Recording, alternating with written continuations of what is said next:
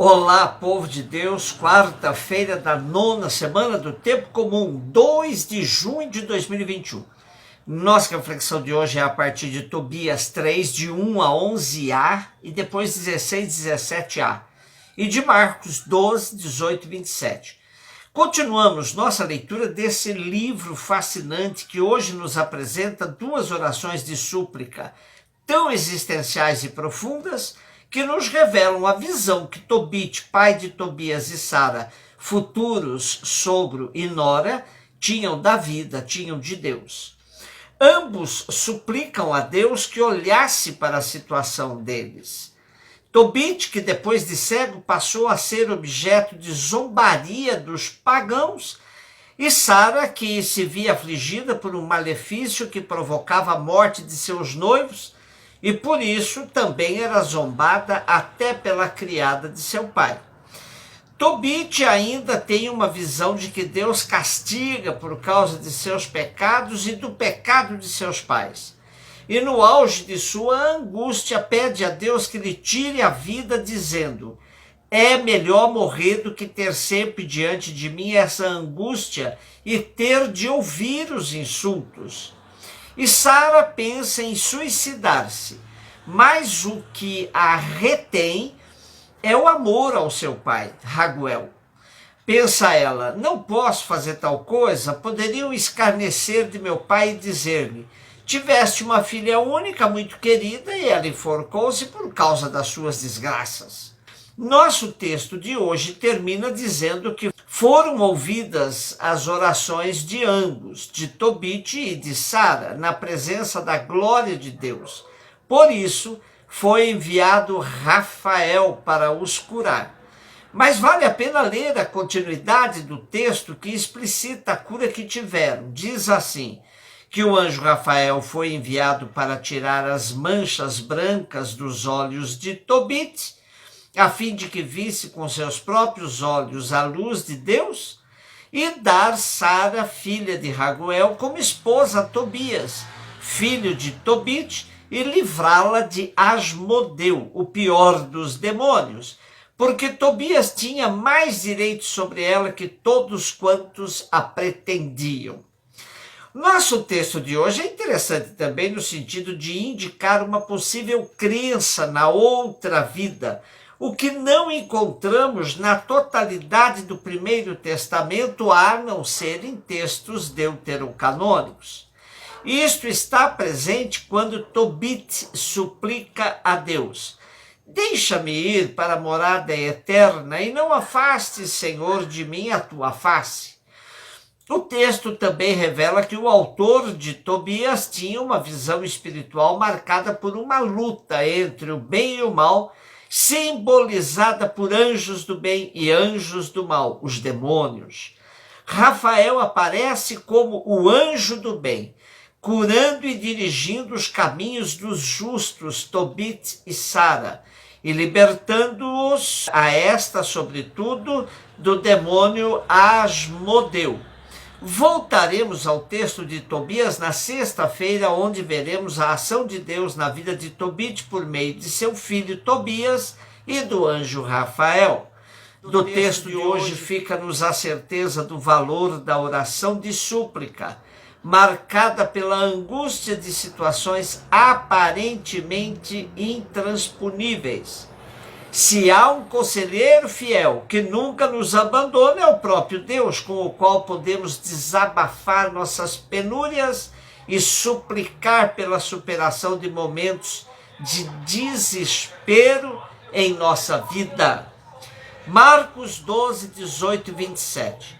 O texto de Marcos nos coloca à frente a dois temas de ordem bem diferenciadas: a lei do levirato e a vida pós-morte. Como nos diz Luiz Alonso Scheckel, a lei do levirato procurava assegurar a descendência de um defunto sem filhos e, com isso, acolher uma viúva.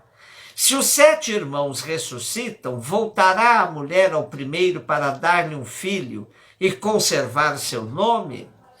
E os outros irmãos têm garantida a descendência? A conclusão é que a lei do levirato desacredita, ridiculariza a ideia da ressurreição e aos que creem nela, como Jesus. E ao afirmar não à imortalidade natural da alma, mas ao poder vivificante de Deus, Jesus deixa claro que a ressurreição não consistirá num prolongamento ou repetição da vida terrena, visto que já morreram. Não fará falta a geração para perpetuar o nome. Pela comparação com os anjos e o lugar celeste, está claro que Jesus fala da ressurreição gloriosa dos justos. Claro que sobre a ressurreição pesam inúmeros temas fascinantes e fronteiriços na fé. Para Paulo, quem não crê na ressurreição em vão crê. Porém, quando ela se dá? No momento em que morremos ou teremos que esperar depois da morte o momento da ressurreição de todos? E como seremos? Teremos a chance de nos reconhecermos mutuamente como ressuscitados? E o que dizer da ressurreição da carne, que dizemos cada vez que professamos a fé? É um mundo vasto de questões que dão o conteúdo para uma disciplina toda teológica, a qual chamamos de escatologia. Aqui o espaço é curto para aprofundarmos todos estes temas, mas podemos arriscar algumas afirmações que, se não respondem a todas as nossas interrogações, nos abrem pelo menos o apetite para continuarmos na busca. Nossos exegetas portugueses tentaram uma síntese. No tempo de Jesus, dizem eles, eram várias as posições diante do tema da ressurreição. Os saduceus a negavam, os rabinos fariseus a afirmavam, mas com uma certa liberdade interpretativa. Ressuscitariam só os justos, ou só os judeus, ou todos os homens. Os ressuscitados voltariam à sua corporalidade original, incluindo as enfermidades. Os helenistas pagãos, influentes quando Marcos escreve o seu evangelho, preferiam falar da imortalidade do espírito, capaz de sobreviver por si mesmo ao corpo e de se libertar da prisão. Jesus responde a todos, pondo no centro a verdade do amor de Deus. Se Deus ama a pessoa, não pode abandoná-la ao poder da morte, mas há de uni-la a si, fonte de vida, tornando-a imortal. Mas como será essa vida além túmulo? Para Jesus será uma vida que escapa aos esquemas do mundo presente. Será divina, eterna, comparável à dos anjos, de tal modo que o matrimônio e a reprodução serão supérfluos. Não será um prolongamento desta vida, mas uma existência nova, resultante de uma misteriosa transformação, fruto da fidelidade do Pai que envolverá a pessoa humana toda, e não só o espírito. Como diz o Vaticano II, nós ignoramos o tempo da consumação da Terra e da humanidade, e desconhecemos a maneira de transformação do universo. Passa certamente a figura deste mundo deformada pelo pecado, mas aprendemos que Deus prepara morada nova e nova terra. Nela habita a justiça e sua felicidade irá satisfazer e superar todos os desejos da paz que sobem nos corações humanos. Para participarmos desta nova morada preparada pelo Pai a todos nós, entendemos que pela ressurreição tudo em nós é transfigurado. Corpo e a alma. Como nos explica Leonardo Boff, corpo aqui não é sinônimo de cadáver que fica neste mundo após a morte e se decompõe. Corpo não é um agregado acidental ao ser alma, mas uma dimensão indiscernível de nós mesmos, o modo concreto como o espírito se encarna na matéria, vem ao mundo e se autorrealiza.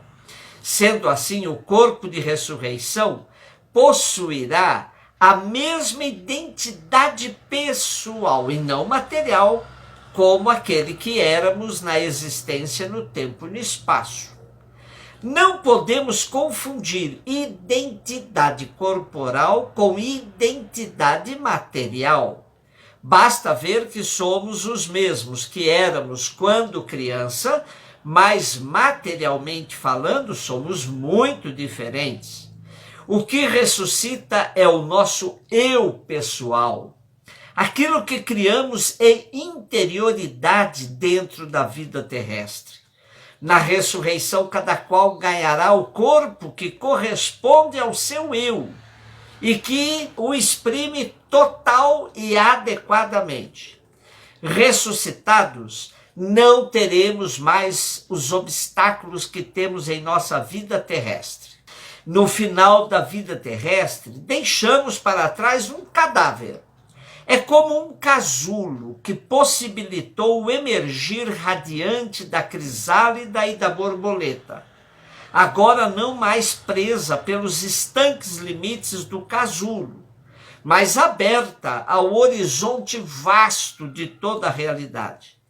Depois da morte e ressurreição, vida eterna da pessoa, corpo e espírito, em comunhão íntima com Deus, com os outros e com todo o cosmos, pois, desfeito nosso corpo mortal, nos é dado nos céus um corpo imperecível. Um beijo no seu coração.